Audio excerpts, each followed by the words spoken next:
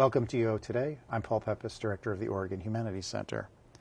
My guest today is Timothy Williams, Assistant Professor of History in the Clark Honors College at the University of Oregon. His interests include intellectual and cultural history, focusing particularly on the United States and the American South during the 19th century. Williams' first book, Intellectual Manhood, University, Self, and Society in the Antebellum South, was published in 2015. His co-edited volume, Prison Pens, Gender, Memory, and Imprisonment in the Writings of Mollie Scollay and Wash Nelson, 1863 to 1866, was published in 2018. Williams will be an Oregon Humanities Center Faculty Research Fellow during the 2021 academic year, working on his current book project, Civil War Prisons and the Problem of Confederate Memory. Thanks, Tim, for coming on the show. Thanks for having me. So tell us a little bit about your background and how you got interested in intellectual history of the antebellum and Civil War periods. Sure. I should say that I first became interested in the study of regionalism in general by virtue of my own background growing up. I was actually born in Michigan and lived there for 9 years. My mom's side of the family is from the north, my dad's side of the family from Virginia. And when we were 9, I moved to Virginia. And I always had this consciousness of regional otherness from either my dad's mother, my grandmother, who spoke about my mom's northern relatives, and vice versa. And so I did always sort of grow up with this sense of region in a way that is unique, I think, just having moved from between regions. In terms of my scholarly background, my interest emerged as I wrote an honors thesis, actually as an undergraduate at Wake Forest University. I took a very small seminar on United States social history, how people lived before the Civil War, and we had to do a research project, and we had to use primary sources, and it's pretty simple and staple within education, and so I decided to do a project about Wake Forest students before the Civil War. What was their life like? What did they do? And I realized that they had quite a robust outside of the classroom extracurricular intellectual life in literary and debating societies. And so I carried that topic with me into graduate school at Chapel Hill and really took off with it there. Fascinating. So let's talk about your monograph, Intellectual Manhood, University, Self, and Society in the Antebellum South. So tell us, well, why don't you just gloss that title? Give us a sense of what the book is about. So in short, the book is about both maturation and education, how the two work together at a particular time, the antebellum period, in a particular place, the South. And what I do in this book that's different from other histories of education and also other histories of the American South is I pay very careful attention to what the young men thought, what they wrote, what they read, what they imagined, what they debated. So this is very much a look at higher education from a student-centered perspective, rather than a perspective of college presidents or professors talking about their students. And you can imagine that those are very different perspectives, even thinking about how we how we engage today. So tell us, so what did you look at? What are the materials that you were looking at to get access to what the students felt and thought? Yeah. So at the University of North Carolina, Chapel Hill, I was fortunate to have access to the Southern Historical Collection, which is the premier repository for archival materials related to the American South. And the University of North Carolina in particular has its university archives there. And that university, the first public university to open its doors to students, has by far the richest collection, the richest trove of manuscript materials related to students. So I looked at their letters, I looked at their diaries, but I also looked at their library borrowing records. I looked at all of the speeches that I had access to, hundreds of speeches that they gave before audiences of their peers in literary and debating clubs during the antebellum period, poetry that they wrote, short stories that they wrote. So it was quite a vast supply and variety of material from student voices. So I know that there are certain stereotypical or mythological understandings of what men in the South were, what they were like, what Southern masculinity was like before the Civil War. But you uncover a different picture. Why don't you tell us a little bit about that? Yeah, much of the literature on Southern masculinity is asked what's Southern about it, right? And people have been asking that question since the early Republic. Jefferson characterized famously the South and Southerners as distinctive with fiery spirits. And after the Civil War, Henry Adams at Harvard said that his Southern classmates had all temperament and no mind. And these stereotypes stuck, and for reasons related to popular culture following the Civil War, and we can talk about that. But I wanted to know a little bit more about sort of how Southern masculinity existed among people who didn't walk around saying, I am a Southern man. This is my Southern manhood. Mm-hmm. I have Southern honor. In other words, I wanted to sort of break through some of the paradigms that existed within the scholarship to look at the lived experiences of these men. And what did you discover? And so I discovered that in many ways they were like every other young American man in the 19th century. They thought first of themselves as Americans, second of themselves as citizens of the state in which they lived, and then in terms of region. And this matters, I think, because it shows that the development of sectionalism happened gradually over several decades. And it reminds us that we've spent a lot of time, at least historians, looking from the Civil War backward and saying, okay, how do we explain that? How do we look for every bit of regional difference prior to the Civil War so that the Civil War itself makes sense? And that's productive for certain topics, but for something as personal, something as human as gender, I think that we need to look forward from the lifetime of those individuals as they saw it. Fascinating. So who were these students? Who could go to college? Who went to UNC? Privileged white Southerners. A large portion of them were from slaveholding families, and many of which were from very large slaveholding families. And the literature documents that pretty well.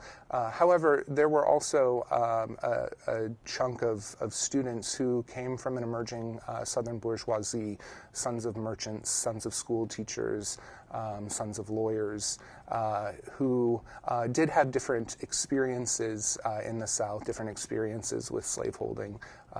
And North Carolina, in many ways, which is the sort of epicenter of my study, has a vast sort of array of different demographic experiences.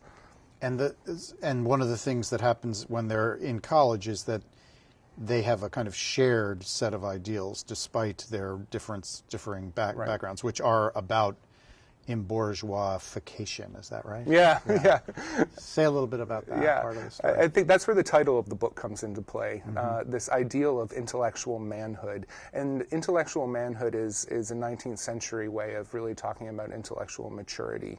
And for them, that meant the ability to think independently, to speak properly, to be the great orator, be the great public figure, and to demonstrate that they are ready to lead, that they have an education that has empowered them for civic life. So you finish your work on the monograph, and then you get involved with this second project, Prison Pens. So tell us how you came to that project. Yeah. I really wanted to do a project on the Civil War. I thought about it a lot while I was writing the first book, and I particularly wanted to address what I thought was a gap in the literature, which is what sort of thinking, reading, writing, imagining, these sort of tropes that I talked about in my first book happened during the Civil War, particularly with regard to men. It's quite obvious that in a war that saw hundreds of thousands of white men take up arms, the focus has been on the military side. But I wanted to see even still what sort of intellectualizing, what sort of thinking about the war itself was going on. And so I thought, well, I've got to find a community. I've got to find a close, coherent set of sources. And I had a friend, well, actually, my co-editor, Evan Kutzler, was writing his really groundbreaking book on Civil War prisons. And I thought, wow, that is a great place to start. These guys are sitting there with nothing to do, right? And they're writing about how they had nothing to do. So maybe we could get into their minds a little bit. So you came upon these letters of Mollie, Scollay, and Wash Nelson. So who were they, first of all? So Wash and Mollie, they were cousins. They were second cousins. They were from Virginia. They were in the last generation of Virginians to come of age before the start of the Civil War. So that put Wash at about 21 at the start of the Civil War. And Mollie was around his age as well. They ended up, and we don't quite have the record of their relationship, actually, prior to the war, but they ended up courting by 1863, by the time that Wash Nelson was captured by a Union regiment and sent to prison. And what follows from that is a wonderful two-way correspondence between these second cousin lovers from Virginia about their burgeoning affection for one another. So tell us what's in give us a sense of what's in the letters between them. What do you learn? They write a lot about everyday life. For Mollie, it's what is she doing on the home front? What are familiar friends and family doing? What's the news at home? Wash is not getting the news all the time. He's getting it sporadically. So a lot of that is mundane writing in the letters. And likewise, he's writing to her about where he is, how he is. He's always saying that he's well, and that's important. He's reassuring her in these letters that he is healthy and well and surviving. He writes to her about how much he misses her. She writes to him about how much more he could write to her, and that he ought to number his letters because she's getting them out of sequence. And they discuss this. He writes her poetry. So one day he decides that he needed to express his love for her by writing an acrostic with the letters of her name, and he sends that to her. Were the letters subject to censorship, or yeah, they were? They were censored, and that explains a great deal about why they are as mundane as they are. Interesting. So after the war, once he's released, he then writes a memoir. So tell us about that book. Yeah, so the memoir is, it's a rather short manuscript. It was never published. Well, it was later published in a Lost Cause magazine, and that's important to think about later. But it was very much about his captivity based on what he couldn't say in the letters. So he wasn't allowed to talk about any maltreatment in the letters, any disease. He wasn't allowed to talk about or ask about military strategy. He wasn't allowed to receive information from the home front about what was going on militarily. And sometimes they found ways around it. But the memoir is allowed. It allows him the space to say, actually, I was starving. Actually, I was treated poorly after my initial captivity. Actually, my friends and I got to a point where we had to skin a cat and eat it. Those things wouldn't have gone through the censor. Fascinating. So you've used the phrase lost cause. Yeah. You said there was published in a Lost Cause magazine. So what was this lost cause ideology, or what is this lost cause ideology? As one of my mentors likes to say, and it's just a great phrase, it was the Southern spin on the war. The South had to, in some way, justify its cause and say that it was a moral one, that they were fighting for a real preservation of the real America, the real American democracy, that slavery was a benevolent institution. We know, of course, it was not. And this became a pretty ubiquitous explanation for Southerners to say, okay, well, we may have lost the war, but we were morally right. So you say that recent historians generally agree that Southerners may have lost the war, but in certain ways they won the war for Civil War memory. Say why.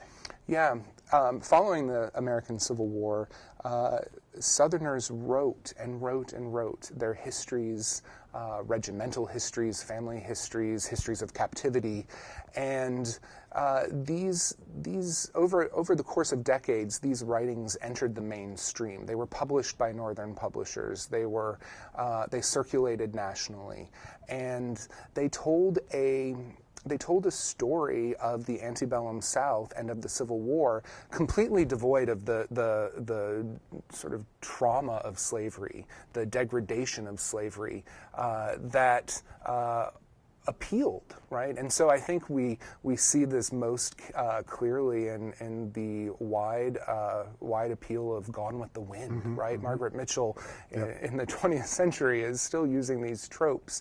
Before that, A Birth of the Nation, the most well-known and insidious lost cause narrative, was the first film to be shown in the White House.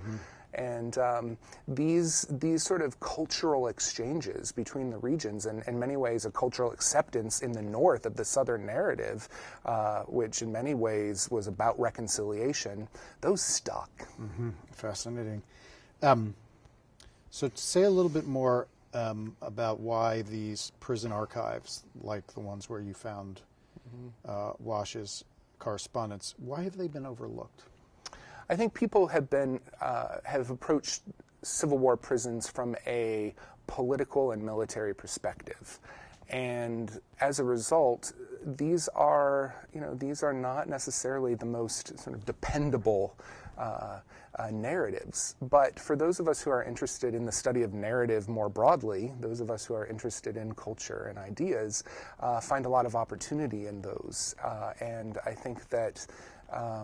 If we read through the texts and we read them as genre, then I think we can uncover quite a bit about the lived experience of war that may not interest people who study politics and military strategy, but they do those of us who study society and culture. So next year you're going to be a research fellow at the Oregon Humanities Center, as I mentioned at the top of the interview. And the project that you're working on is related to this question. So tell us about that project. Absolutely. It directly evolved from prison pens. And the project traces, I trace, the sort of history of Civil War prisoners and their ideas and their publications from their prison cells through war, through Reconstruction, and into the 20th century, and looking at how they transform as a genre that began scratched on paper with pencil and ink, right, in prison, and continued to circulate. So Confederate history, as you've said, as you've emphasized, we know that Confederate history, and we've heard about this recently, has been memorialized in statues and symbols. But you've emphasized the narrative genre literature. So say a little bit more about the role that literature played in memorializing the Confederate experience and the lost cause. Yeah. For every statue, there was a speech that accompanied its erection in public, and I think that those can be considered as part of the literature, those speeches. And those speeches also have themes that are echoed in popular culture magazines, in novels. In the American canon, I mentioned earlier Birth of a Nation, based on a novel written by Thomas Dixon, and likewise Gone with the Wind, but there are also others.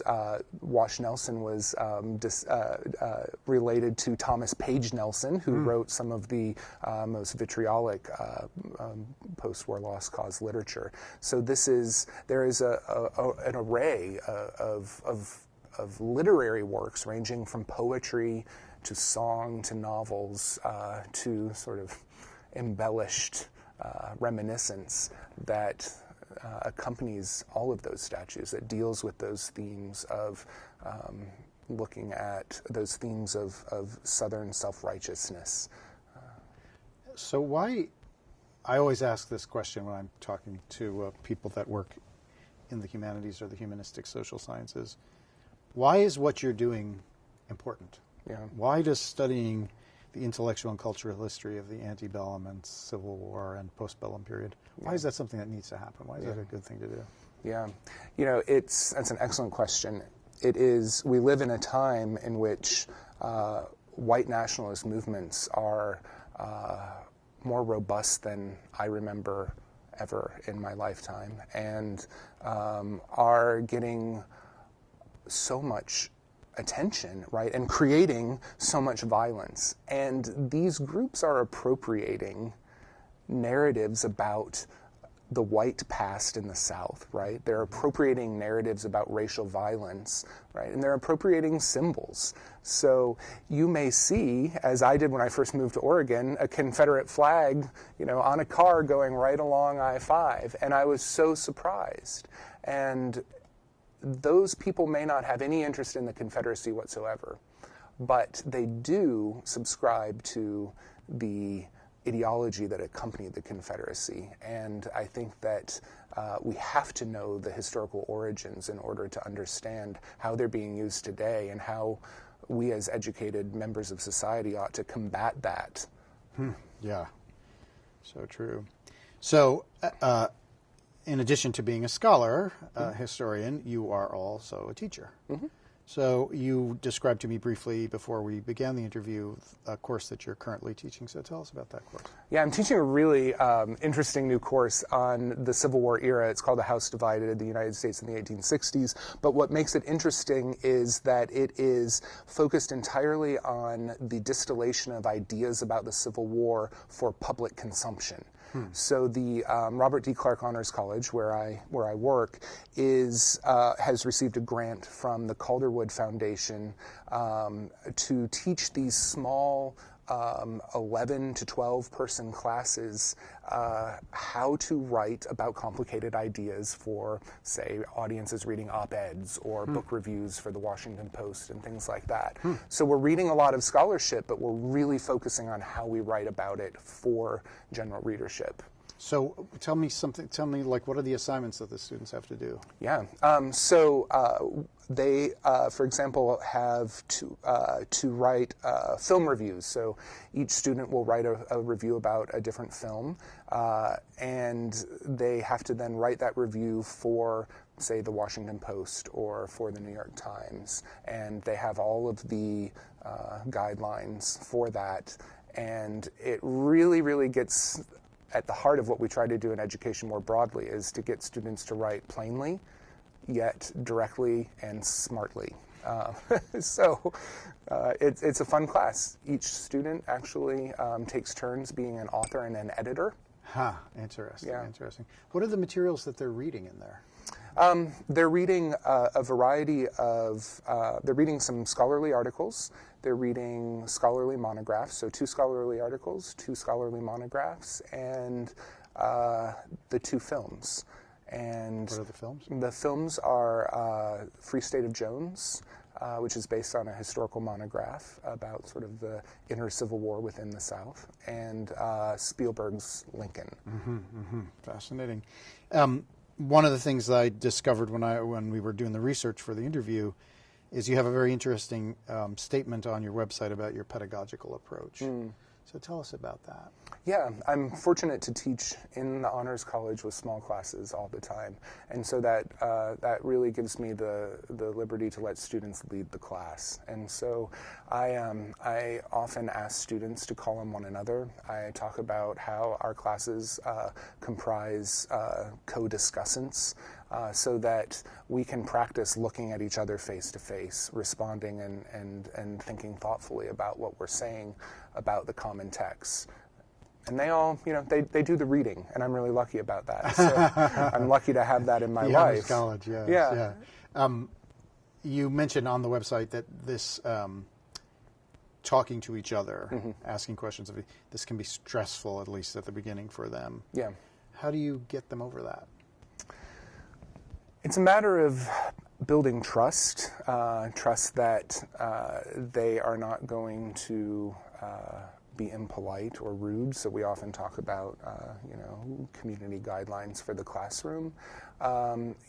Sometimes students just aren't very happy with discussion, you know, and what I've learned to do is to offer students who may be quiet or may come to a discussion point later to email me and talk to me, by email about what they're thinking about class. And I found that actually, over the course of a term, does a nice job creating that comfort that actually allows for the quietest student at the end of the term to actually be a pretty good discussant. So we've just got a couple of minutes left. I think this will be my last question. As part of the Prison Pens book, you've created a companion website, and it's very much aimed at for undergraduates. Yeah. Tell us a little bit about that. Yeah, so the website sort of helps students to visualize the book. It contains links to the original manuscripts, which are all digitized on the Virginia Tech Library website, which is where they live in real life too. There's an interactive map. There are sample lesson plans that Evan Kutzler and I wrote together. There's a great interactive timeline that helps students navigate through the book. Wash Nelson was in prison for 20 months, but he was in prison at 6 different prisons over that time. So sometimes having that visual of the map and the timeline together can be really helpful in understanding, okay, where is he now? Have people been using it? Do you know? I don't know. I don't know. Is this part of your, do you have a kind of digital humanities component, do you think that's a crucial part of what you will be doing in the future? I don't know, to be honest. I think that digital humanities does make the humanities more accessible. As a scholar, I am unbelievably grateful for the digitization of documents, and I think that is a wonderful use of digital technology to make things useful and accessible to scholars. In the classroom, I haven't quite figured out how I work with that. I really still hew to the classic seminar style. I think students, they live in a world of screens. We all live in a world of screens, and actually I think the most cultural thing we can do in a classroom now is actually to sit and talk. Okay, well, on that note, which I'm in agreement with, I want to thank you, Tim, for talking with us today. It's been a really interesting conversation. Thank you. I've been speaking with Timothy Williams, Assistant Professor of History in the Clark Honors College at the University of Oregon. Williams' first book, Intellectual Manhood, University, Self, and Society in the Antebellum South, was published in 2015. His co-edited volume, Prison Pens, Gender, Memory, and Imprisonment in the Writings of Mollie, Scollay, and Wash Nelson, was published in 2018. Williams will be an Oregon Humanities Center Faculty Research Fellow during the 2021 academic year, working on his current book project, Civil War, Prisons, and the Problem of Confederate Memory. Thanks so much for watching.